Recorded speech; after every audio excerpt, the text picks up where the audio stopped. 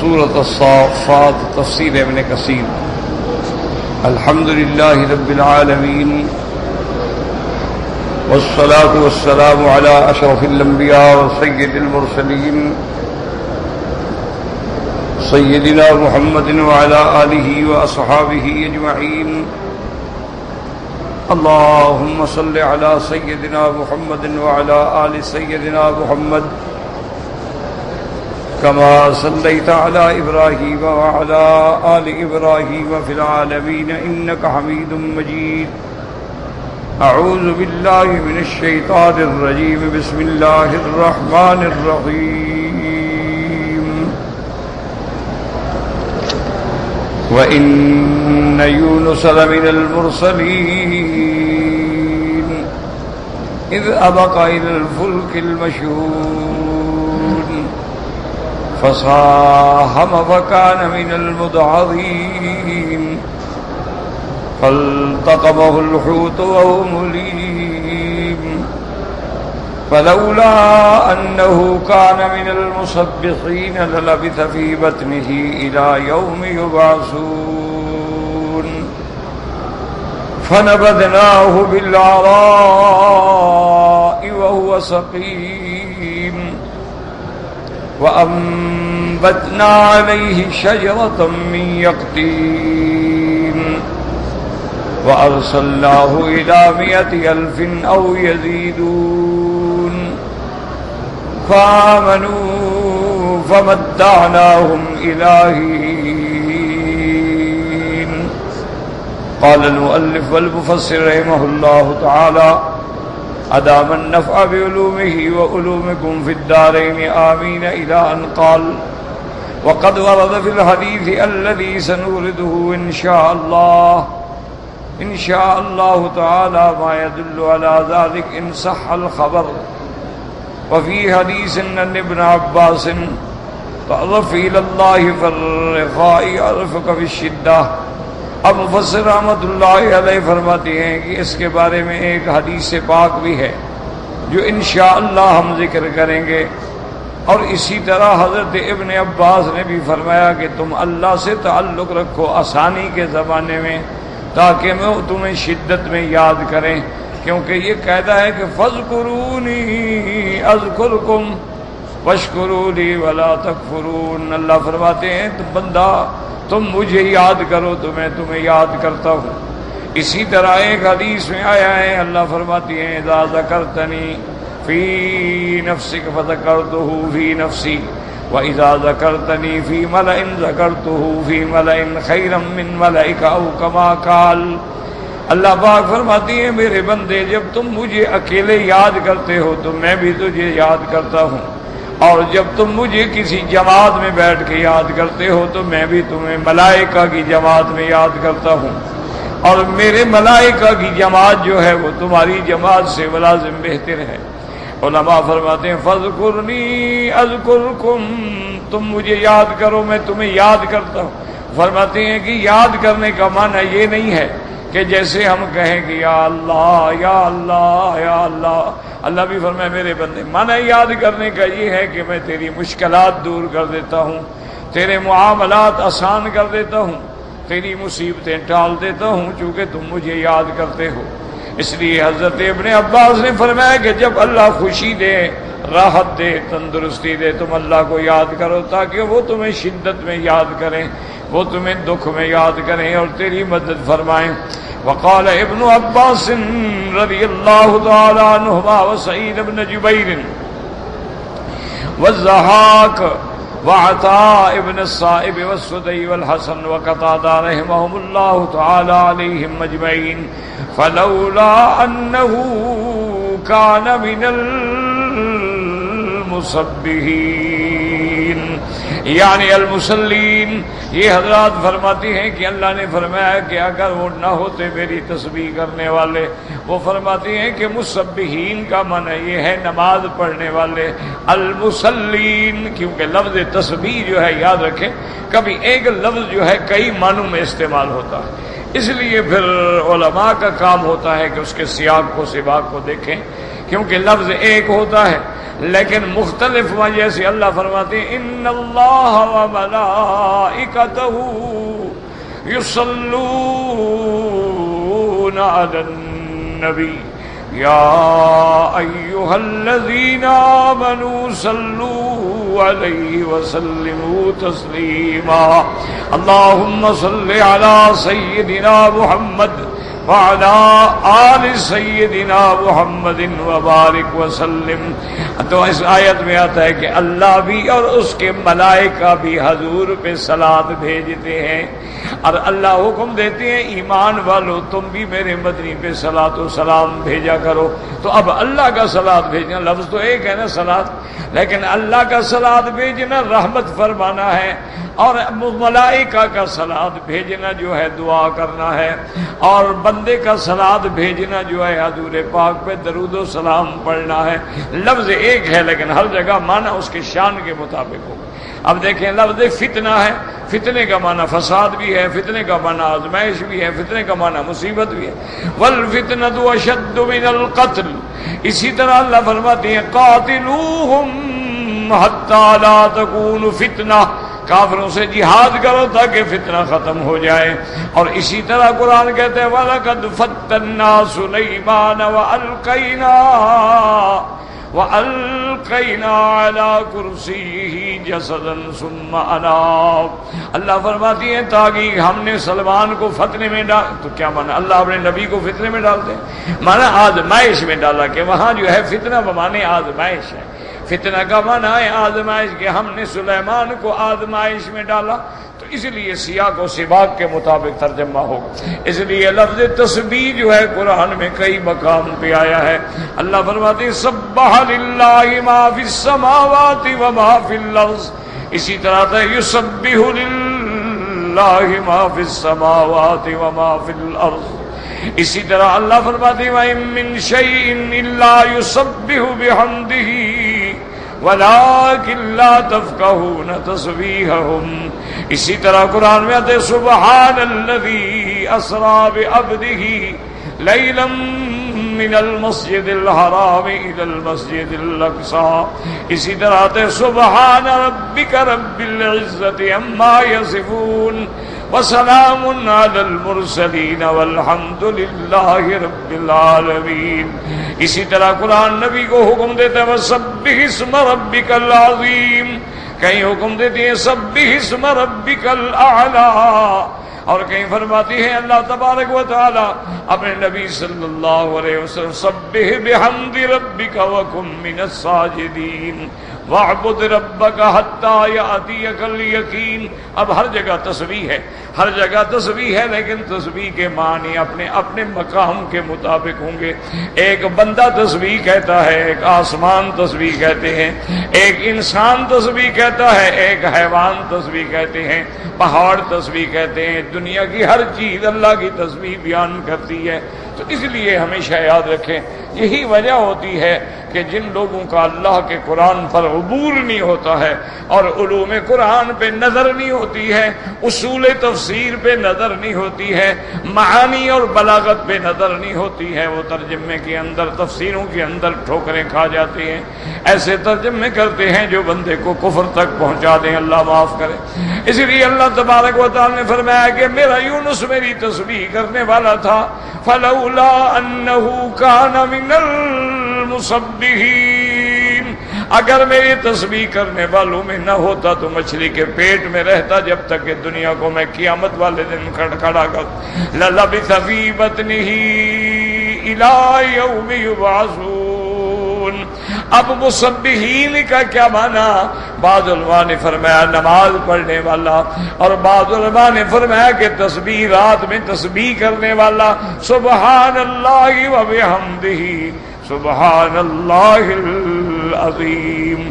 اس لیے امام بخاری رحمت اللہ علیہ نے اپنی الجامع الصحیح کو ختم کیا ہے اسی حدیث پہ کلمتان خفیفتان علی اللسان ثقیلتان فی المیزان حبیبتان الی الرحمن سبحان اللہ وبحمدہ سبحان اللہ العظیم. تو حضرت یونس جو ہے وہ نماز پڑھنے والے، تسبیح کرنے والے، اللہ کا ذکر، اللہ کا ہر ذکر جو ہے اس کی تسبیح ہے. اس لیے فرماتی ہیں کہ لولا انہ کان من المسبحین مسلین وسر بعد میں انہ کان من المصلین قبل ذلك، یعنی اس سے پہلے بھی آپ نمازیں پڑھنے والے. وقال بعض کان من المسبحین فی جوف ابویہ، اور بعض علماء نے کہا کہ وہ ابھی ماں کے بطن میں تھے تو نمازیں پڑھتے تھے، لیکن یہ ساری روایات اسرائیلیہ ہیں، ان کا کوئی اعتماد نہیں ہے. وقیل المراد فلولا انہ کان من المسبحین. اب مفسر فرماتا ہے راجح بات وہ ہے جس کا ذکر اللہ کے قرآن میں موجود ہے. اب یہاں تو اللہ نے فرمایا مسبحین، لیکن تسبیح بیان نہیں کی کہ وہ کیا پڑھتے تھے، لیکن دوسری جگہ اللہ نے ذکر فرما دیا فنادا فی الظلمات اللہ الہ الا انت سبحانک انی کنت من الظالمین فاستجبنا له ونجیناہ من الغم وکذالک ننجی المؤمنین. اللہ فرماتے ہیں فنادا فی الظلمات، اس نے اندھیروں میں مجھے پکارا. حضرت یونس نے رات کا اندھیرا، دریا کی موجوں کا اندھیرا، مچھلی کے پیٹ کا اندھیرا، ان اندھیریوں کے اندر حضرت یونس نے کس کو پکارا ہے؟ یہی مسئلہ سمجھانا ہے قرآن. اسی لیے قرآن ذکر کر رہا ہے واقعات کہ سمجھو کہ یونس اس مصیبت میں، اس قید میں، اس اہم مصیبت میں جبکہ وہ اندھیریوں میں تھے کس کو پکارا؟ فنادا فی الظلمات اللہ الہ الا انت سبحانک انی کنت من الظالمین. یاد رکھیں یہ اسم اعظم ہے، یہ اکسیر اعظم ہے. بندہ جس مصیبت میں ہے، قید خانے میں ہے، ایک ناحق قیدی ہے، جیلوں میں پڑا ہے، دشمن کے پنجے میں ہے، اس آیت پہ زور لگائیں، رات دن پڑھے. بس یہ نہیں ہوتا کہ بس 2 دفعہ پڑھو اور کام ہے، نہیں، ہر لگا رہے اسی آیت پہ. تو یہ اکسیر اعظم ہے الذی اذا دعی بہ اجاب. میرے پاک نبی رحمت دو عالم، محبوب دو عالم سیدنا محمد مصطفیٰ صلی اللہ علیہ وسلم نے فرمایا ہے کہ الذی دعی بہ استجابا. یہ آیت جو ہے اس میں اسم اعظم ہے. جو بندہ اس سے دعا کرتا ہے اس کی دعا ہر حال میں قبول ہوتی ہے. یاد رکھو قرآن بھی ہے، حدیث بھی ہے، اور اسی لیے بعض بزرگوں نے یہ لکھا ہے کہ جو بندہ اس آیت سے اپنی مشکل کے لیے 100% یقین سے دعا کرے گا اور اس کے خیال میں ہو کہ پتہ نہیں کام ہوگا نہیں ہوگا، فرماتے نعوذ باللہ وہ ایمان سے نکل گیا، کافر ہو جاتا. کیوں؟ اللہ نے آگے خود فرما دیا ہے کہ جب حضرت یونس نے پکارا تو کیا ہوا؟ فاستجبنا لہ، ہم نے اس کی دعا سن لی. تو اس آیت سے تو وہ سن لیتا ہے. اور اللہ کے نبی فرماتے جب مانگو تو ملتا ہے، تو پھر انکار ہو اور پڑھ بھی رہا ہے اور شک ہے، چلو جی پڑھ لو لیکن پتہ نہیں، اور یار فلاں نے بھی پڑھا تھا کام تو نہیں ہوا. یہ جاہلوں کی باتیں ہیں. جتنا یقین ہوگا اتنا کام ہوگا، اصولی بات. اگر تمہارا یقین دل میں ہے تو پھر نہیں ہوگا. انا عند ظن عبدی بھی، اللہ فرماتے ہیں میں اپنے بندے کے گمان کے ساتھ ہوتا ہوں. جیسا گمان کرو گے اللہ فیصلہ کریں. تمہیں خود یقین نہ ہو تو دعا کیسے قبول ہو؟ تمہارا اپنا معاملہ ڈھل مل یقین ہو، دعا کیسے قبول ہو جائے گی؟ یقین ہو، 100% یقین ہو کہ میں یہ دعا مانگوں گا اور ہر حال میں قبول ہوگا. یہ ہو نہیں سکتا کہ قبول نہ ہو.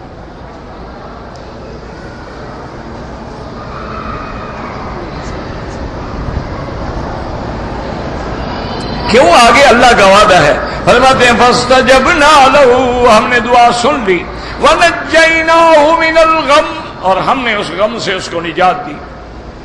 میرا اللہ یونس تو پیغمبر ہے، نبی ہے تیرا، آپ نے اس کی دعا تو سن لی، لیکن ہم تو گناہگار بندے ہیں۔ اللہ نے فرمایا نہیں، وَكَذَلِكَ نُنْجِي الْمُؤْمِنِينَ، ہر ایمان والے کو میں نجات دیتا ہوں۔ یہ صرف یونس کے لیے خاص نہیں ہے، جب بھی کوئی ایمان والا مجھے پکارتا ہے تو میں اس کو نجات، لیکن شرط یہ ہے ایمان بھی ہو۔ یہ آدھا تیتر آدھا بٹیرا ہو نا جی، کبھی بھی آدمی کامیاب نہیں ہو۔ یہ ہمیشہ یاد، یا مسلمان بن جاؤ یا کافر بن جاؤ۔ یہ جو ہے نا درمیان میں کبھی یا اللہ یا غوث یا شیخ عبد القادر یا اللہ یا رحم، جب تکلیف بڑھ گئی تو یا اللہ، ذرا کم ہوئی تو یا پیر۔ یہ آدھا تیتر بٹیر اللہ کو پسند نہیں ہو، کہتے ادخلوا فی السلم کافۃ، داخل ہونے پورے کے پورے مسلمان بنو، یا کافر بن جاؤ، اللہ کو کیا تکلیف ہے بھلا؟ نہ اگر خدا نہ کرے ساری دنیا کافر ہو جائے، خدا کا نقصان ہو جائے گا، کچھ بھی نہیں۔ اس لیے اللہ نے کھول کے کہہ دیا فَمَنْ شَاءَ مِنْكُمْ فَلْيُؤْمِنْ وَمَنْ شَاءَ فَلْيَكْفُرْ، جو چاہے تم میں سے ایمان لے آئے، جو چاہے کفر کرے، مجھے کیا ہے؟ تیرے ایمان سے اللہ کا فائدہ نہیں اور تیرے کفر سے اللہ کا نقصان نہیں، فائدہ بھی تیرا ہے، نقصان بھی تیرا ہے، اب تیری مرضی، تو ایمان اختیار کر یا کفر اختیار کر۔ اب اللہ نے دعا سن، فَاسْتَجَبْنَا لَهُ وَنَجَّيْنَاهُ مِنَ الْغَمِّ وَكَذَلِكَ نُنْجِي الْمُؤْمِنِينَ۔ اللہ نے فرمایا جب یونس ایسے مقام پہ تھا کہ جس کی فریاد کوئی بندہ سن نہیں سکتا، سمجھ نہیں سکتا ہے، میں نے سن بھی لیا، سمجھ بھی لیا، قبول بھی کیا، نجات بھی عطا فرما دی۔ فاستجبنا له ونجيناه من الغم قاله سعيد بن جبير وغيره وقال ابن حاتم حدثنا ابو عبد الله بن اخي بن وهب قال حدثنا ابي قال حدثنا ابو سر يزيد الرقاشي حدثه انه سمع انس بن مالك رضي الله تعالى عنه ولا اعلم ان انسا الا يرفع الحديث الى رسول الله صلی اللہ علیہ وسلم فرماتی ہیں کہ مجھے یہ حضرت انس سے روایت ملی ہے، اور فرماتی ہیں مجھے یہ خیال ہے کہ انس اپنی طرف سے نہیں کہہ سکتے، لازم انہوں نے حضور سے بات سنی ہوگی۔ ان یونس النبی علیہ الصلاۃ والسلام حین بدا له ان يدعو بهذا الكلمات وهو في بطن الحوت فقال اللهم لا إله إلا أنت سبحانك إني كنت من الظالمين فأقبلت الدعوة تهن بالعرش قالت الملائكة يا رب هذا صوت ضعيف معروف من بلاد بعيدة غريبة فقال الله تعالى أما تعرفون ذلك قالوا يا رب ومن هو۔ اب اس روایت میں آتا ہے کہ جب حضرت یونس نے مچھلی کے پیٹ میں اللہ تبارک و تعالی سے یہ دعا شروع کی، اللہم لا الہ الا انت سبحانک انی کنت من الظالمین فاقبلت الدعوت تہن بالعرش، آپ کی دعا عرش کے نیچے پہنچی، اللہ تعالی کی دربار میں پہنچی۔ فرشتوں نے کہا مولا ھذا صوت ضعیف معروف، آواز ہے کمزور ہے لیکن کلمات بڑے جانے پہچانے معلوم ہوتے ہیں، یہ کیا ہے؟ من بلاد بعیدۃ غریبۃ، اور ایسی جگہ سے آواز آ رہی ہے پتہ ہی نہیں لگتا کہ وہ کون سا علاقہ ہے، وہ کون سی جگہ ہے۔ اللہ نے فرمایا فقال اللہ اما تعرفون ذلک، اللہ نے فرمایا ملائکہ سے کیا تم نہیں جانتے؟ انہوں نے کہا یا اللہ ہم نہیں جانتے، ہم تو یہ نہیں جانتے کہ وہ کون ہے جو تمہیں پکار رہا ہے، کہاں سے پکار رہا ہے۔ اب دیکھو ملائکہ موجود ہیں، زندہ ہیں، لیکن نہیں جانتے کہ پکارنے والا کون اور کہاں سے پکار رہا ہے۔ تو جب اللہ کے فرشتوں کو علم غیب نہیں تو پھر پیروں کو کہاں سے علم غیب حاصل ہو گیا؟ اللہ کے فرشتے ہیں معلوم، کہتی ہے اللہ پتہ نہیں کون ہے، پتہ نہیں کس کی آواز ہے، ہمیں تو پتہ نہیں لگتا. اسی لیے فرشتوں کو جب اللہ نے اکٹھا کیا تھا اور حکم دیا تھا، بتاؤ کیا کہا تھا؟ قالوا سبحانک لا علم لنا لا علم لنا الا ما علمتنا انک انت العلیم الحکیم. کہ یا اللہ تیری ذات پاک ہے، ہر صفت نقصان سے پاک ہے، ہمیں تو علم نہیں مگر اتنا جو تو نے دیا ہے، ہمیں تو اس سے زیادہ پتہ نہیں. یہ جو لوگوں کو دھوکہ دینے کے لیے، عقیدے خراب کرنے کے لیے کہتے ہیں، اور جی دیکھو ایک دن میں لاکھوں بندے مرتے ہیں اور ملک الموت جا کے روح قبض کرتا ہے. جب اتنے لوگوں کا کوئی مشرق میں مغرب میں پتہ ہے ملک الموت کو علم غیب ہے، تو پھر نبی کی شان تو ملک الموت سے زیادہ ہوتی ہے. یاد رکھو ملک الموت کو ان کا پتہ ہے جس کی چارج شیٹ اس کے بعد آ جاتی ہے کہ جناب اس سال انہوں نے مرنا ہے فلاں فلاں فلاں فلاں فلاں جگہ پر. وہ تو اس کو رمضان میں مل جاتی ہے چارج شیٹ سال کی، اس کے علاوہ کیا ہے کچھ وہ نہیں جانتا. پھر اگلے سال اس کو باقاعدہ تفصیل ملے گی تو جانے کا، ورنہ تو نہیں جانتا. تو اگر کسی کو بتا دیا جائے تو یہ تو علم غیب نہیں ہوتا، یہ تو اظہار الغیب ہے کہ غیب کو اللہ نے ظاہر کر دیا. اللہ نے غیب کے کسی واقعے کی اطلاع فرما دی، اللہ نے خبر دے دی. یہ تھوڑا ہوتا ہے کہ ملائکہ جائے. اسی لیے قرآن کہتا ہے کرامن کاتبین، میں نے جو 2 فرشتے تیرے کندھوں پہ بٹھائے ہیں، یعلمون ما تفعلون، وہ جانتے ہیں جو تم کرتے ہو. جو کل کرنا ہے وہ تو نہیں جانتے، وہ تو وہی جانتے ہیں جو تم کرتے ہو. اتنا علم ہے ان کو. جو تمہارے دل میں ہے وہ نہیں جانتے، جو تم نے کل کے لیے سوچ رکھا ہے وہ نہیں جانتے. یعلمون ما تفعلون. اس لیے اللہ نے فرمایا ملائکہ جانتے ہو کون ہے؟ انہوں نے کہا اللہ ہمیں تو پتہ نہیں.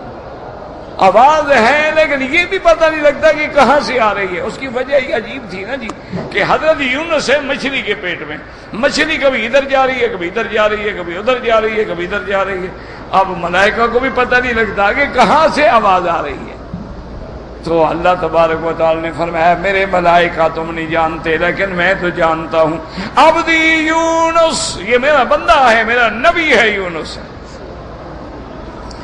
عبدی یونس قالوا عبدک یونس الذی لم يزل يرفع له عمل متقبل ودعوة مستجابة قالوا يا رب أولا ترحم ما كان يصنع في الرخاء فتنجيه في البلاء قال بلى فأمر الحوت فترعه بالأراء. اب مفسر فرماتی ہیں کہ جب اللہ بتلائیں گے ملائکہ کو میرا بندہ یونس، اچھا ہو کہیں گے اللہ تیرا نبی یونس، اس کی دعائیں تو آ رہی ہیں، وہ تو پکار رہا ہے، اس کی دعائیں تو عرش پہ پہنچ گئی ہیں.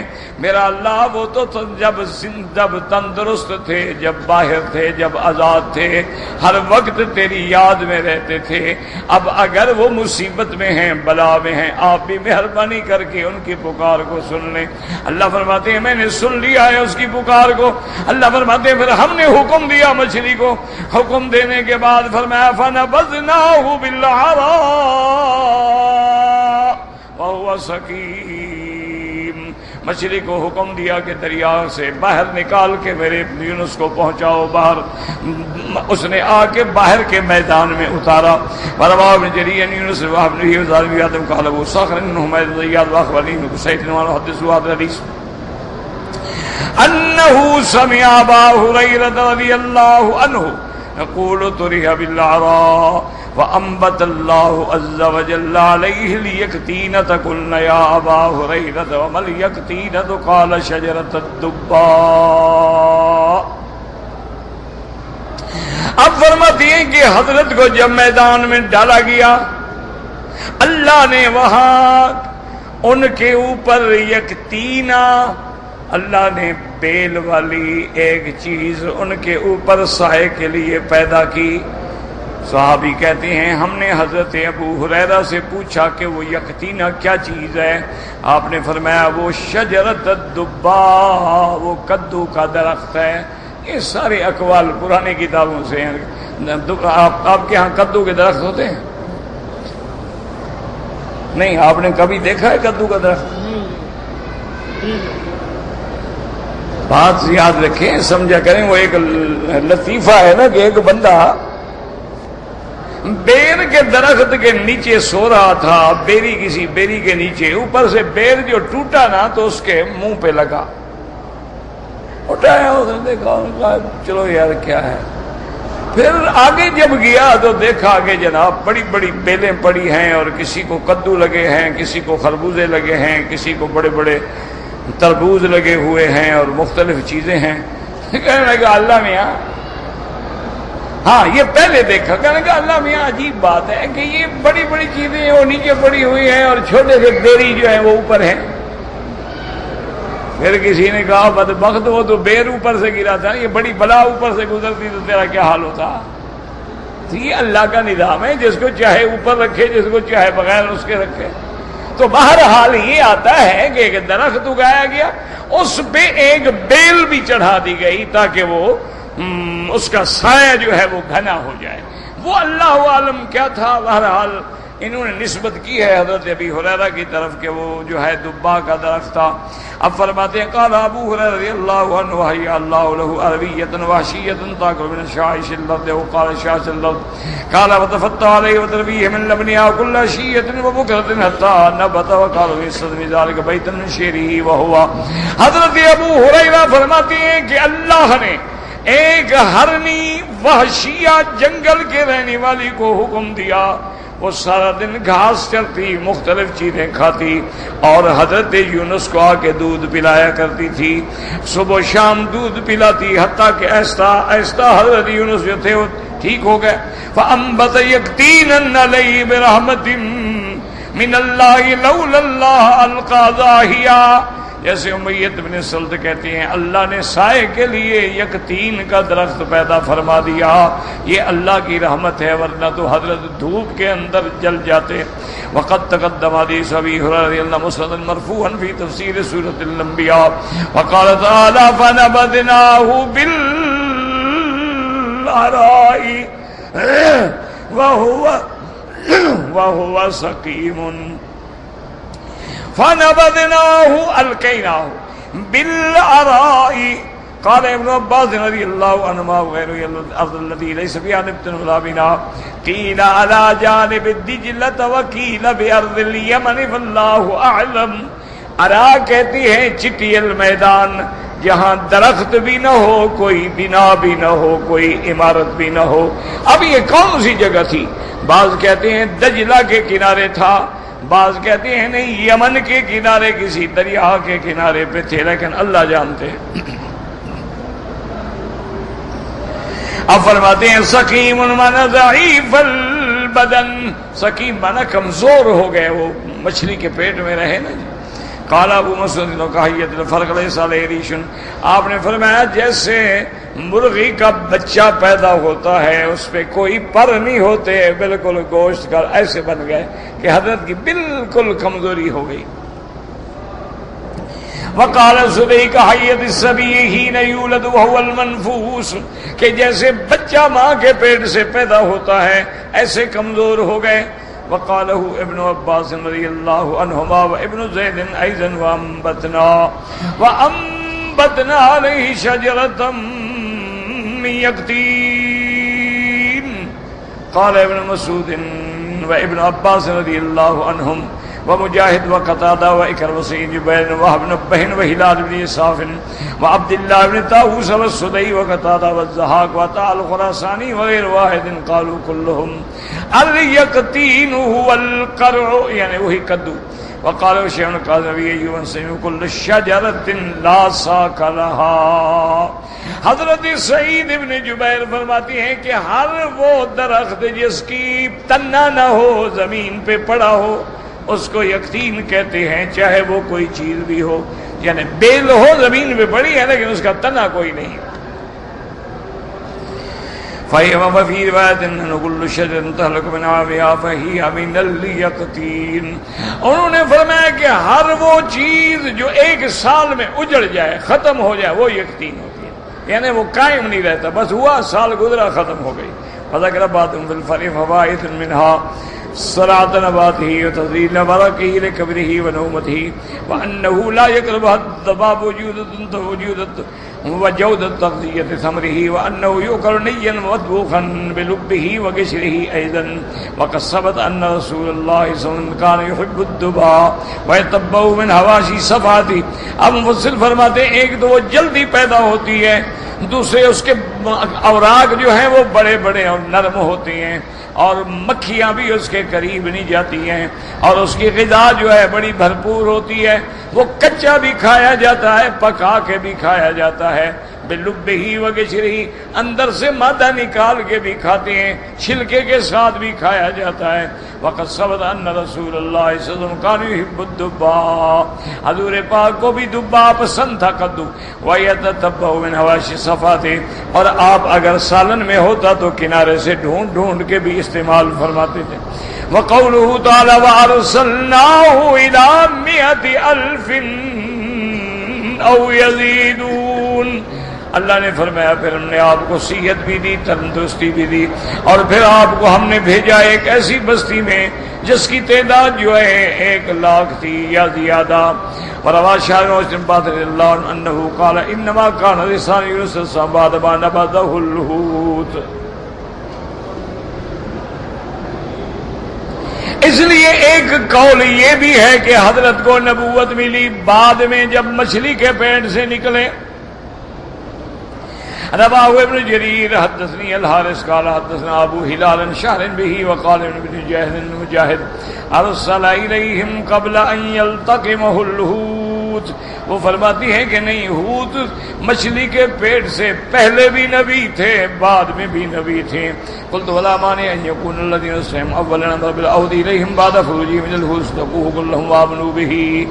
اب مفسر فرماتے ہیں اس میں کوئی معنی نہیں کہ پہلے بھی آپ نبی تھے، رسول تھے، پھر مچھلی کے پیٹ سے نکل کے بھی اللہ نے ان کو اسی طرف بھیجا، اسی قوم میں بھیجا. اب جب آئے تو ساری قوم ایمان لے آئی. واقل بغوی انه سلا امت اخرى بعد خروجه من الحوت كانوا يتلفون ويزيدون. اور امام بغوی رحمۃ اللہ علیہ فرماتے ہیں کہ نہیں، ان کی طرف نہیں بھیجے گئے بلکہ آپ کو ایک دوسری امت کی طرف بھیجا گیا جن کا عدد جو ہے 1,00,000 یا کچھ زیادہ تھا. وقوله تعالی او يزيدون قال رضی اللہ عنہ فی روایت انه بل يزيدون وكانوا 130,000. وہ فرماتی ہیں کہ 1,30,000 تھے، بعض کہتے ہیں 1,00,000 کچھ تھے، 92,000 بعض کہتے ہیں 1,40,000 تھے. واللہ عالم وقاصر سب بعض کہتے ہیں کہ 70,000 تھے. وقال مقول انکان 100,000 1,10,000 تھے. رواه نبیات قال ابن عدی حدثنا محمد بن عبد الرحیم البرقی حدثنا نبی صلی اللہ علیہ وسلم قال سمعت زہیر يحدث من سمع امن سمع بلاد يقول حدثني ابي بن كعب رضي الله تعالى عنه انه سال رسول الله صلى الله عليه وسلم وارسلناه الى 100,000 او يزيدون قال يزيدون 20,000. فرواه الترمذي وابن مسلم زهير بن بلاد بن كعب به قال غريب. ورواه النبي حاتم بن زهير به قال ابن جرير وكان بعض اهل العربيه من اهل البصره يقول في ذلك معنى 100,000 او كانوا يزيدون عندكم. 1,00,000 تھے یا کچھ زیادہ، یعنی اگر تم دیکھتے تو یہ کہتے یقولوا كذلك كانوا عندكم لهذا سرق جهاؤنا ما سرق عند قوله تعالى ثم قست قلوبكم من بعد ذلك فهي كالحجارة أو أشد قسوة. وقول تعالى فريق منهم يخشون الناس كخشية الله أو أشد خشية. وقول تعالى كان قاب قوسين أو أدنى.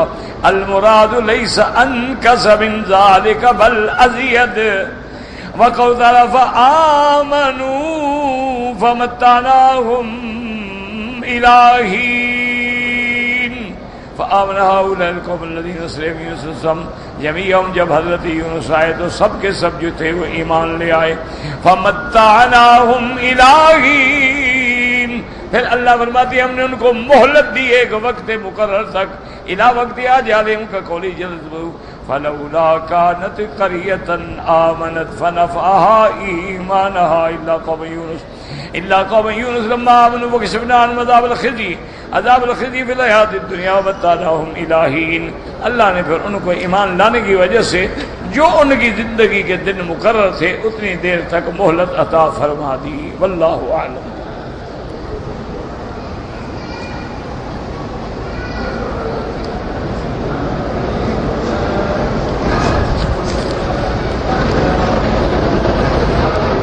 اگر کوئی آدمی احرام کی حالت میں نماز پڑھ رہا ہے اور کپڑا احرام کا اس کے سر پہ آ گیا، کچھ بھی نہیں ہوتا اللہ کے بندے.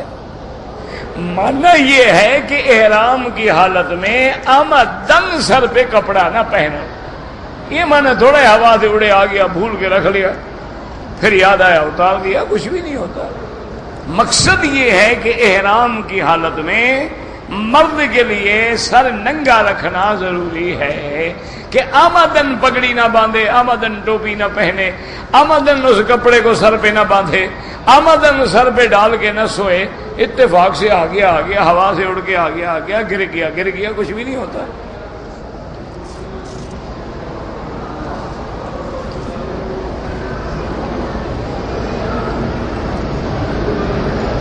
کہتے جی کہ طواف کے دوران میں اگر جگہ نہ ہو اور لوگ نماز پڑھ رہے ہیں آپ گزر سکتے ہیں.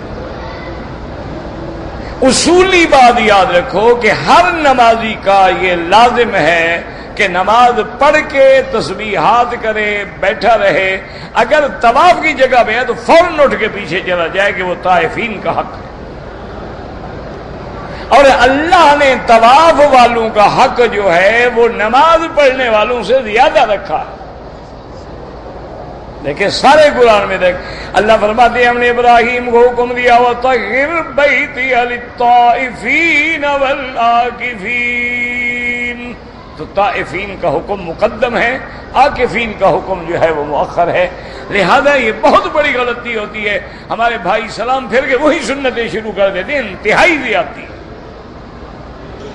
اور یہ بات بھی یاد رکھیں کہ اگر تم رستہ روک رہے ہو اور گزرنے والا مجبور ہے کہاں جائے تو اس کا گناہ تمہارے سر پہ ہوگا کہ تم نے رستہ کیوں روکا. تم اگر رستہ نہ روکتے تو وہ بیچارہ گزر جاتا آرام سے. اس لیے ہمیشہ یاد رکھ. ویسے بھی حکم یہ ہے کہ جہاں فرض پڑھو سنت دوسری جگہ جا کے پڑھو، نفل تیسری جگہ جا کے پڑھو، تاکہ جتنی جگہ پہ تم سجدہ کرو گے وہ قیامت میں تیرے حق میں گواہی دے. یہ لوگ جان چھڑانے کے لیے اسلام پھر وہی کرے اللہ اکبر شروع کیا طریقہ ہے. کچھ آج تک یہ بھی نہیں سیکھے کہ یہ طواف کی جگہ ہے. اچھا پولیس والے آتے ہیں، ہٹاتے ہیں، دھکے دیتے ہیں، لڑتے ہیں، پھر کہتے ہیں دیکھو جی بڑے بد اخلاق ہیں. وہ کیا کریں جی، سارا طواف رک جائے جناب کی نفلوں کے لیے، کھڑے رہیں گے تم نفل سے فارغ ہو گے پھر گزریں گے ہم انشاءاللہ. اس طرح تو ساری دنیا کا ایک طواف بھی نہیں ہو سکتا.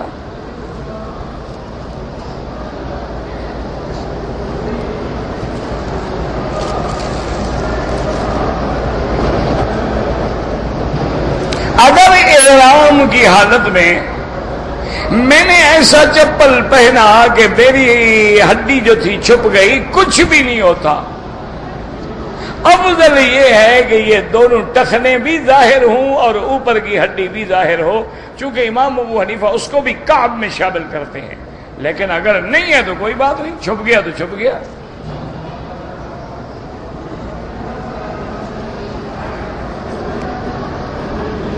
کہتے جی کہ مسجد عائشہ سے عمرہ کرنا صحابہ سے ثابت ہے. بی بی عائشہ کو تم صحابی نہیں مانتے ہیں نا؟ چلو بی بی عائشہ نے کیا ہو، بی بی عائشہ صحابی نہیں ہے. وہ تو صدیقہ ہے، بنت صدیق ہے رضی اللہ تعالی عنہا، اور کائنات میں پہلی بیوی ہے جس کی عزت کا گواہ میرا اللہ ہے. وہ تو اتنے بڑی شان والی بیوی ہے. اور پھر اس نے جو عمرہ کیا ہے حکم دینے والے محمد مصطفیٰ ہیں. اور اگر آگے حضور فرما دیتے عائشہ یہ صرف تیرے لیے ہے اور کسی کے لیے نہیں تو بات ختم ہو جاتی. جب حکم نبی موجود ہو، اچھا اس سال تو بی بی عائشہ کو حید آ گیا، عمرہ نہ کر سکی، لیکن بی بی تو جب بھی مکے آتی وہاں عمرہ کرتی. حضرت عبداللہ ابن زبیر کے جب بال تھوڑے سے بڑے ہو جاتے، 5-6 دن 8 دن گزر جاتے، فرماتے یار بال منڈانے ہیں، عمرہ کر کے کیوں نہ منڈائیں؟ وہاں سے چلے جاتے، احرام باندھتے، عمرہ کر کے منڈا دیتے بال۔ تو اس لیے یعنی ایسے مسائل، اور پھر یاد رکھو یہاں جو حکومت ہے الحمدللہ ثم الحمدللہ، یہاں پورا دستور اسلامی ہے، کتاب و سنت ہے، ان کے محاکم، ان کی عدالتیں، ان کی وزارت العدل، ان کے کمیٹیاں، ان کی یونیورسٹیاں، سب قرآن و سنت پہ چلتے ہیں۔ اگر یہ مقام احرام باندھنے کے لیے شریعت میں ثابت نہ ہوتا، یہ حکومت رہنے دیتی اس کو، فوراً گرا دیتے، ختم کرو بات، یہ کیا ہے خام خواہ لوگ یہاں سے احرام باندھ رہے ہیں۔ یہ ارانہ سے خود میرے مدنی محمد مصطفیٰ نے احرام باندھا ہے۔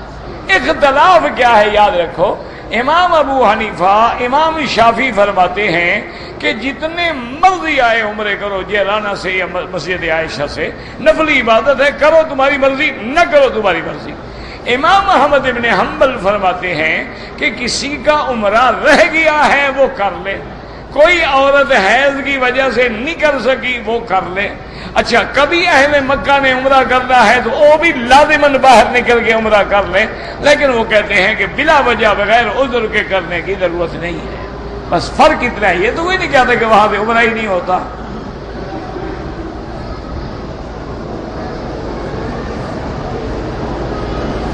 کہتے تھی کہ حرم شریف میں عورتیں جو ہیں وہ نماز جنازہ پڑھیں۔ مجھے پتہ نہیں، سمجھ نہیں آیا کہ آپ کے دماغ میں یہ گرہ کیوں بیٹھی ہوئی ہے۔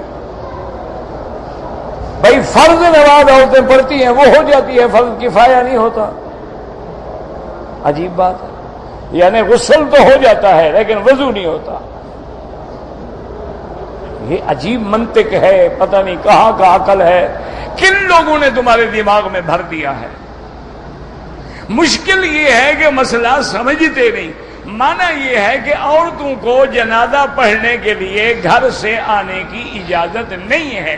جیسے ہمارے ملک میں جنازہ گاہ میں جنازہ ہوتا ہے، کوئی عورت جنازہ پڑھنے کے لیے آنا جائز ہے، لیکن اگر وہ پہلے وہاں موجود ہے تو کیوں نہ پڑھے؟ یہاں تو وہ نماز پڑھنے آئی ہے، جنازہ پڑھنے تو نہیں آئی بیچاری وہ۔ اب نماز کے بعد جنازہ کھڑا ہو گیا، کیوں نہ پڑھے؟ اچھا تم خود تو عورت کا جنازہ پڑھتے ہو لیکن عورت نہ پڑھے۔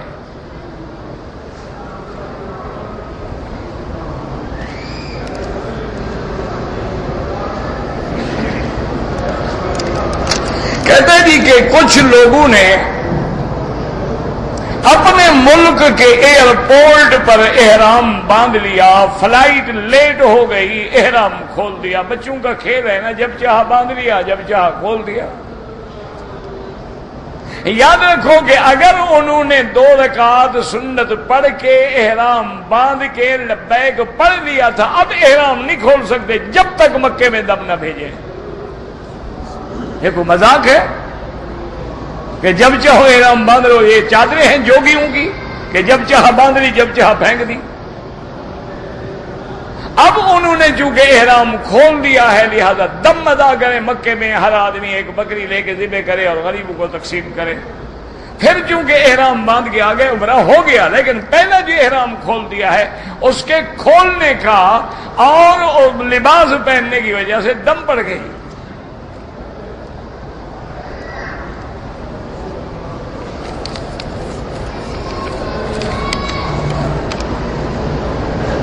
کہتے ہیں جی کہ ایک سفر میں ایک ہی عمرہ ہو سکتا ہے۔ ہاں بعض ائمہ فرماتے ہیں لیکن اب جب آپ مدینہ جائیں گے نا، پھر مدینہ سے بھی نہ کریں۔ معنی یہ ہوتا ہے کہ اصل عمرہ وہ ہے جو تم اپنے ملک سے آتے ہوئے کر رہے ہو۔ اب مدینہ جاؤ گے میقات ہے، طائف جاتے بہت سارے عمرے والے اب اپنا لائسنس بنا کے، کاغذ بنا کے طائف بھی جاتے ہیں، واپس آؤ گے عمرہ کرو گے، طائف بھی میقات ہے۔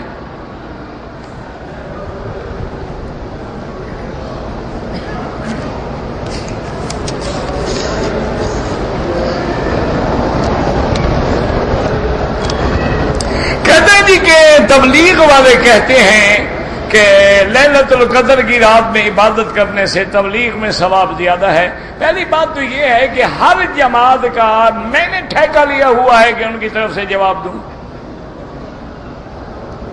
نہیں، بات سنیں، تبلیغی جماعت والے زندہ ہیں، ہر ملک میں موجود ہیں، ان کے علماء ہیں، ان کے بعد بڑے بڑے پڑھے لکھے لوگ ہیں، ان سے پوچھو کہ بھئی تم نے یہ بات کہی ہے، اگر کہی ہے تو کیا دلیل ہے؟ ویسے اگر میں تم سے عقل سے پوچھتا ہوں، اللہ نے قرآن میں تبلیغ کرنے کا حکم دیا ہے کہ نہیں؟ امر ہے کہ ہر امت کا ہر فرد دین کی تبلیغ کرے۔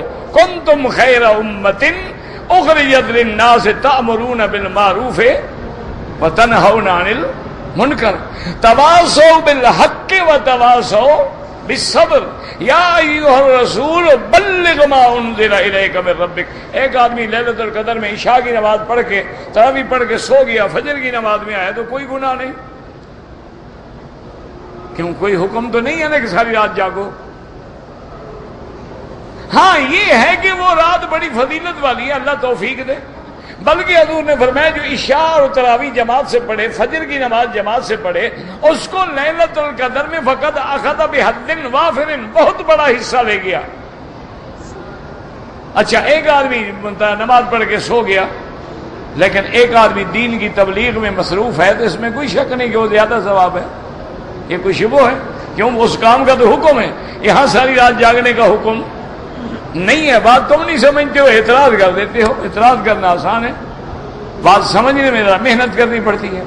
ویسے بہرحال دیکھو نا جی، جب بھی آپ کو جس جماعت پر اعتراض ہے ان سے جا کے جواب لیا کرو، الحمدللہ وہ موجود ہیں، ساری دنیا میں ہیں، ہر ملک میں ہیں، ہر جگہ کام کریں، ان سے جا کے پوچھو، ان کے بعد علماء کی جواب دو۔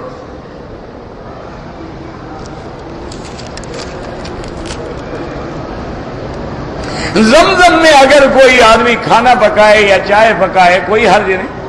حضرت اسماعیل علیہ السلام کس سے پکاتے تھے؟ یہ تو ایک ادب ہے کہ بھی جب ہمارے پاس دوسرا پانی موجود ہے تو ہم زمزم کو ضائع کیوں کریں؟ ورنہ تو زمزم پانی ہے، کھانا پکائیں، چائے پکائیں، جو بھی کریں۔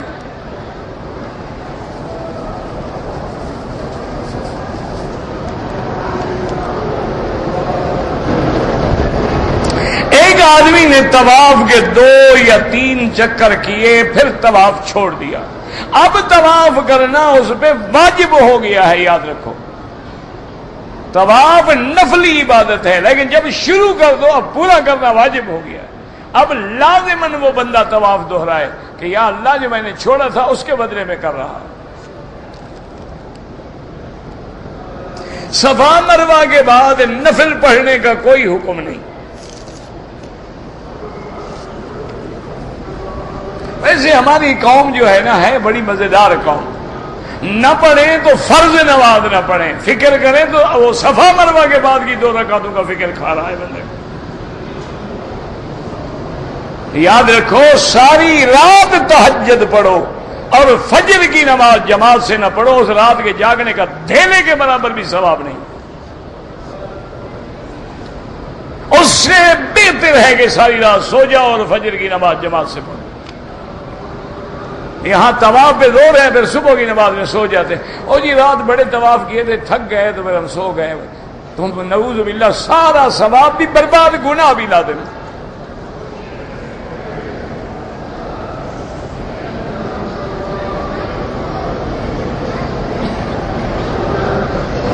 بہرحال جو مقامی مرغی ہے وہ تو حلال ہے، ایک یاد رکھو، ایک مرغی ہے اس میں لکھا ہوتا ہے فقیہ ہے، وطنی ہے، یعنی اس ملک کی ہے، اس کے حلال ہونے میں کوئی شبہ ہی نہیں۔ اور جو مرغیاں باہر سے آتی ہیں اس کا کوئی اعتبار نہیں، اور اس کو کس نے دیکھا ہے ذبح ہوتے ہوئے؟ اچھا، پھر یہ ہے کہ وہ ملک مثلا بڑے بڑے ملک ہیں، برازیل ہے، آسٹریلیا ہے، تھائی لینڈ ہے، بڑے بڑے 1 لاکھ روزانہ مثلا مرغی جو ہے وہ بھیجتے ہیں۔ 1 لاکھ مرغی ذبح کرنے کے لیے کتنا وقت چاہیے؟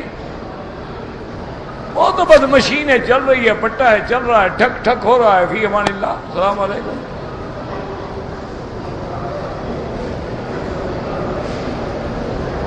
جو کھا لیا اللہ بخشے، تمہیں پتہ نہیں تھا، آئندہ احتیاط کرو۔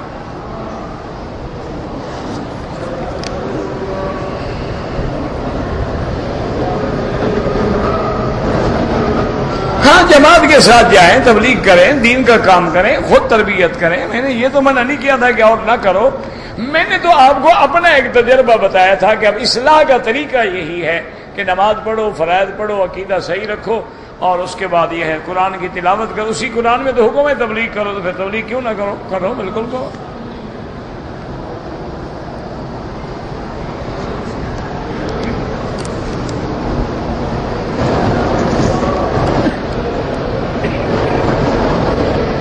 ایک آدمی ہے، اس کو اولاد نہیں ہو رہی، حالانکہ میاں بیوی دونوں نے میڈیکل چیک اپ میں کوئی نقص نہیں ہے. اس کو چاہیے دونوں میاں بیوی کثرت سے استغفار پڑھیں، استغفر اللہ استغفر اللہ، دونوں پڑھیں، میاں بھی پڑھے، بیوی بھی پڑھے. وضو ہے نہیں ہے، کم از کم روزانہ 1000 2000 پڑھیں. انشاءاللہ پھر دیکھیں اللہ اولاد دے گا. چونکہ اللہ نے قرآن میں وعدہ فرمایا ہے کہ جب تم استغفار کرتے ہو، یمددکم باموال و بنین، میں تمہارے مال میں بھی برکت دوں گا، تمہاری اولاد بھی دوں گا. بڑھا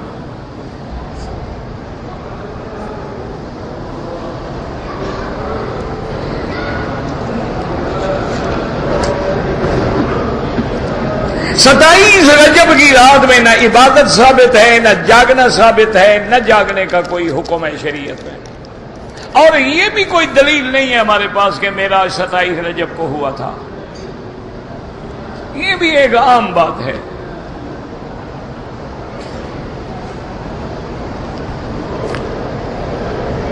میں آپ کے ہاتھ پہ بیعت ہونا چاہتا ہوں. میں کوئی پیر ہوں بابا کے بیعت کروں؟ میں تو طالب العلم آدمی ہوں، میرے پاس پڑھنا ہے تو پڑھ لو. مجھے تو نہیں آتا یہ طریقہ بیعت کرنے کا، اور نہ میں کسی کا خلیفہ ہوں نہ مجاز ہوں. میں کیسے بیعت کروں؟ میرے اپنے گناہ مجھ سے نہیں اٹھائے جاتے، تیرے بھی اپنے سر پہ رکھ لوں. دیکھو نا، جب آدمی کسی کو مرید بناتا ہے، شکر ذمہ داری ہے نا اس کی اصلاح کرے. اگر اس کی اصلاح نہ کر سکے تو پیر بننے کا کیا فائدہ ہے؟ پیر صرف نظر نیاز کے لیے ہوتا ہے. پیر کا معنی یہ ہوتا ہے کہ اپنے مریدوں کی اصلاح کرے، ان پہ نظر رکھے، نماز بے نماز ہے نمازی بنائے، جھوٹ بولتا ہے جھوٹ چھڑائے، حرام کھاتا ہے حرام سے بچائے، سود کھاتا ہے سود سے بچائے. ان کے معاملات پہ کنٹرول کرے، نظر رکھے، ارشاد کرے، ہدایت کرے ان کو. یہ تھوڑا ہے کہ بس پیر ہے، جب گئے بوہل دے دی، نظر دے دی. گھر میں پیر صاحب آ گیا تو پھر بھی کوئی نہ کوئی نظر ہدیہ دے دیا. وہ ہمارے بلوچوں میں مثال ہے نا، ایک بھائی بیچارہ دوڑ سے آیا، دوسرا بھائی ہل چلا رہا تھا. جیسے ہم غریب دیہاتی لوگ ہوتے ہیں، وہ پریشان. نے کہا بھائیا ادا کیا بات ہے؟ انہوں نے کہا کیا بات ہے؟ انہوں نے کہا کیا ہو گیا؟ انہوں نے کہا غضب ہو گیا، گھر میں پیر بیٹھا ہے تم یہاں کھڑے ہو. انہوں نے کہا پیر بیٹھے تو کیا؟ انہوں نے کہا غضب ہو گیا نا، پیر جو گھر میں آ گیا، جو گھر میں وہ بھی لے جائے گا نا انشاءاللہ. غضب تو ہو گیا نا. مرید کو روٹی نہیں ملتی، پیر صاحب پھر آ جائیں اب نظر بھی دو. ہم کو تو میسر نہیں، مٹی کا دیا بھی، گھر پیر کا بجلی کے چراغوں سے ہے روشن.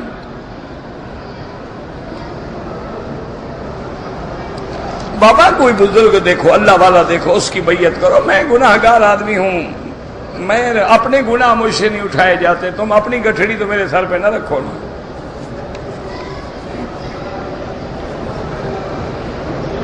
اگر عمرے کے طواف کے بعد کپڑے پہن لیے، صفا مروہ دوڑا، دم پڑ گئی، کیوں جناب؟ تکلیف ہو گئی تھی سوٹ اتارے ہوئے،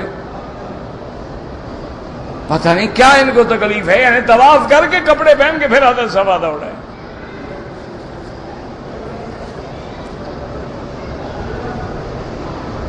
میرا قرآن میں امتحان ہے. اللہ ہر بچے کو کامیاب فرما دے، اللہ ہر بچے کو صالح بنا. جو قرآن پڑھ رہے ہیں ان کے سینوں میں قرآن کو محفوظ فرما، قرآن پہ عمل کرنے کی توفیق عطا فرما.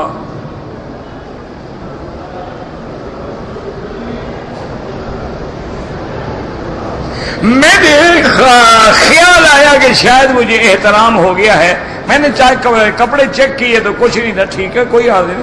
چادریں کھولنے سے احرام نہیں بھاگ جاتا. احرام بڑی مضبوط چیز ہے، وہ سر منڈانے سے بھاگتا ہے. چادریں بدل ڈالو، دھو ڈالو، پرانی ہو گئی، پھٹ گئی، اور پہن لو، کیا ہو گیا؟ کوئی 27 رجب کی رات میں عبادت نہیں ہے. سفر کے دوران میں بھی حضور نماز پڑھتے رہے. حضور کا مقابلہ کون کر سکتا ہے؟ تمہیں بھی پڑھنے کی اجازت ہے، پڑھو تو پڑھو. یعنی نہ پڑھو تو گناہ نہیں ہوگا. اب یہ تو نہیں کہ پڑھو تو منع ہے، پڑھو، بالکل پڑھو. اور آج کل تو مزے کے سفر ہیں، ایئر کنڈیشن بسیں ہیں، ایئر کنڈیشن گاڑیاں ہیں، ایئر کنڈیشن آگے ہوٹل ہیں، ایئر کنڈیشن ریسٹورانٹ ہیں. اب کیا تکلیف ہے؟ لیکن اجازت ہے، نہ پڑھو تو اللہ نے رعایت دی ہے. ظہر کی نماز میں امام صاحب گیلری میں ہوتے ہیں، ٹھیک ہے. باقی 3 طرف میں آدمی اگر کعبے کے قریب ہو تو وہ تو امام کے آگے نہیں ہے نا. جس طرف امام کھڑا ہے، یہ دیکھیں کعبہ ہے، ادھر امام کھڑا ہے، ادھر کوئی آگے نہ ہو، ادھر آگے ہے، ادھر ہے، ادھر ہے، کوئی حرج نہیں.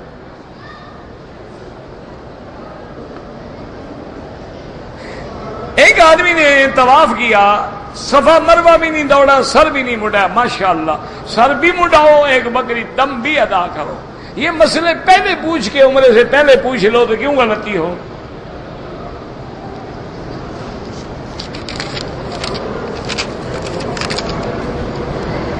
تھوڑے تھوڑے ٹک لگاؤ، دم بڑھ جاتی ہے. اس طرح پھروائیں یا 1/4 حصہ سارے بال کٹیں. آپ لوگ ڈپٹی پہ آئے ہیں، احرام نہیں باندھا تو کوئی جرمانہ نہیں.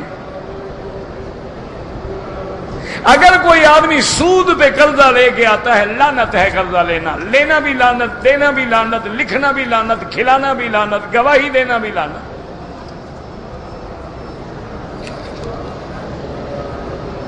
جس طرح آپ نے اپنا حج کیا ہے اسی طرح والد کا حج ادا کرو. اگر چہرے پہ عورت نے احرام میں پردہ ڈال دیا کچھ بھی نہیں ہوتا. 3.5 چکر ہم نے دیے تھے، انہوں نے کہا 7 ہو جاتے ہیں. نہیں ہوتے جناب. اگر طواف میں بھی 3.5 چکر کیے تھے، آپ کا عمرہ بھی نہیں ہوا. عمرہ دوبارہ کرو، دم بھی دو. چکر 3.5 کیے تھے، کہا 7 ہو جاتے ہیں. مجھے کسی نے کہا تھا کہ 3.5 کر لو تو 7 ہو جاتے ہیں. آپ مجھ سے 3.5 ریال لے لیں، مجھے 7 ریال دے دیں، سودا کر لیں.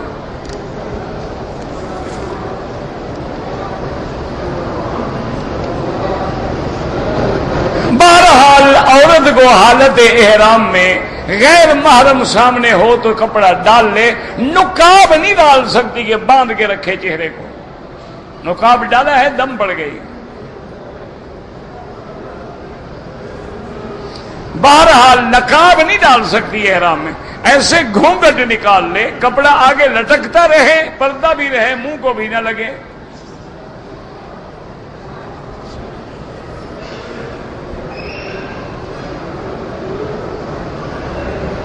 اگر ویل چیئر لگ گئی، خون نکلا، کوئی حرج نہیں، کچھ بھی نہیں ہوتا. تم نے وضو کر لیا، ٹھیک ہو گیا. اگر کسی کبوتر نے بیٹھ مار دی، کچھ بھی نہیں ہوتا. اگر عورتیں ہیں ملتزم پہ دعا مانگیں، دور کھڑی ہو کے سامنے مانگ رہے ہیں، بس وہی ملتزم پہ ہے.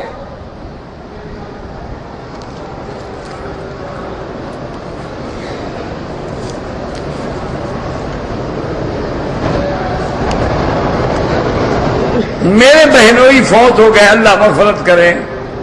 قاری اکبر صاحب ہوتے تھے، بہت بڑے قاری تھے، بہت بڑے عالم تھے. یہاں بلکہ بعض امام حرم کے بھی استاد تھے. وہ فوت ہو گئے، اللہ ان کی مغفرت فرمائے، اللہ ان کے درجات بلند فرمائے. جو دم دیتے ہیں وہ خود گوشت نہیں کھا سکتے، غریبوں کو کھلایا جائے.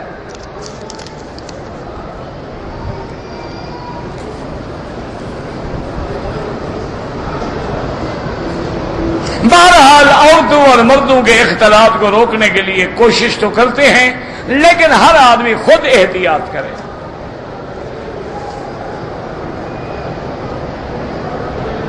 اگر مدینے سے تو نیت تھی احرام باندھنے کی، میقات بھی آگے نیت بدل گئی، اب عمرہ بھی کرے اور دم بھی دے.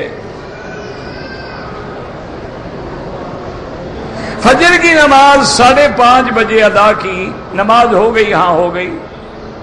چونکہ سورج جو ہے وہ تقریباً 5:50 یا 52 پہ نکلتا ہے.